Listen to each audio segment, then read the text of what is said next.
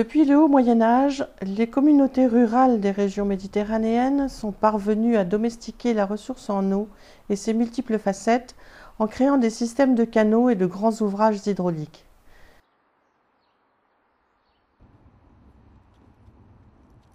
La tradition séculaire est de gérer l'eau en collectif agricole. Les associations syndicales d'agriculteurs, ASA, et les collectivités agricoles gèrent à elles seules plus de 80% de la ressource en eau.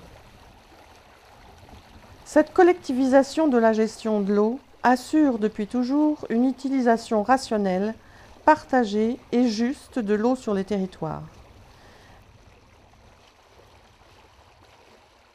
Mais à l'heure actuelle, ces aménagements hydrauliques ne sont plus exclusivement à usage agricole. Face à la croissance urbaine, c'est l'ensemble des habitants des collectivités, ainsi que toutes leurs industries, qui en bénéficient. Les systèmes d'irrigation, les canaux comme les réseaux collectifs, leur problème dans les années à venir, c'est que comme elles vont avoir de moins en moins de recettes agricoles, même dans les associations syndicales, elles ont deux solutions. Ou elles baissent leurs dépenses, c'est-à-dire qu'elles n'entretiennent pas leur réseau, elles ne maintiennent pas leur réseau en état, et on va avoir des réseaux, des aménagements qui vont se dégrader complètement. Ou alors, et c'est plutôt le choix qu'ont fait les grosses structures de type ASA ou type SCP, elles essaient de trouver d'autres usagers, de diversifier leurs usages. C'est-à-dire de vendre de l'eau aux urbains pour des jardins, de vendre de l'eau aux communes pour la potabiliser, parce qu'il y a des communes qui ont des besoins d'eau potable. Donc elles diversifient leurs recettes et leurs types de clients.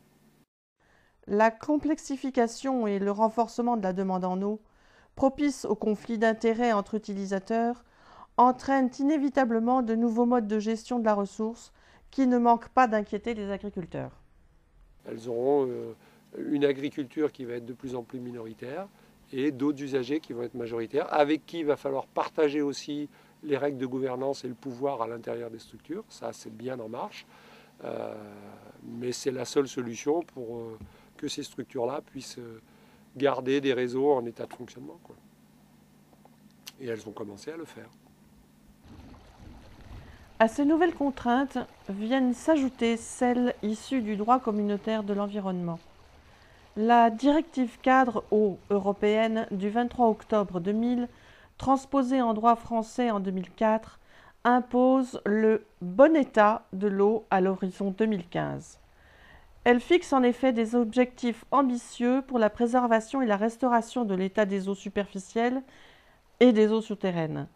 Les contraintes réglementaires et en particulier environnementales qui sont d'origine européenne mais qui sont aussi franco-françaises, elles, c'est sûr qu'elles vont imposer à cette agriculture intensive, fruits et légumes, viticulture, à s'adapter, mais malheureusement ça va surtout s'accompagner d'une partie de disparition de cette agriculture. Moi je vais témoigner en tant qu'agriculteur d'une part et en tant que gestionnaire de réseaux d'irrigation d'autre part. Pour ce qui est de la directive communautaire européenne, moi personnellement, je ne l'ai pas vue passer. Elle a été décidée et c'est au moment de son application qu'on a su qu'elle existait et c'est au moment de son application qu'on essaie d'intervenir pour essayer d'orienter tel ou tel détail. Pour ce qui est des lois d'État, donc d'État français, c'est un peu moins vrai. C'est-à-dire que c'est vrai que nos structures agricoles sont représentées au moment des discussions qui précèdent l'élaboration des lois. Mais, il y a un mais, c'est que pour le moment, moi je ressens, on me contredira peut-être, je ressens qu'il y a une grosse différence entre l'agriculture, entre l'irrigation méditerranéenne et l'irrigation du reste de la France. Moyennant quoi, dans les discussions, nous sommes plus ou moins représentés. C'est la raison pour laquelle Stéphanie a fait allusion tout à l'heure à une organisation méditerranéenne qui est chez nous pour essayer de pallier ces inconvénients. Voilà la réponse. Finalement, on n'est pas très associé à l'élaboration des règlements. Avec l'évolution technique et réglementaire, conjuguée à la diminution du nombre d'agriculteurs, les ASA ont été conduites à se regrouper et à se fédérer.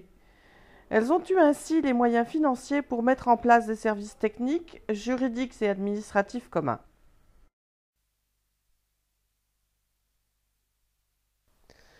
C'est la même tendance qui est à l'origine de la création d'une association appelée Association des irrigants des régions méditerranéennes françaises.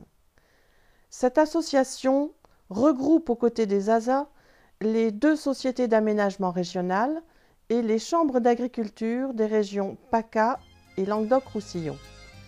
Elles vont ensemble faire valoir les spécificités de l'irrigation en région méditerranéenne pour faire évoluer une réglementation souvent inadaptée aux réalités locales.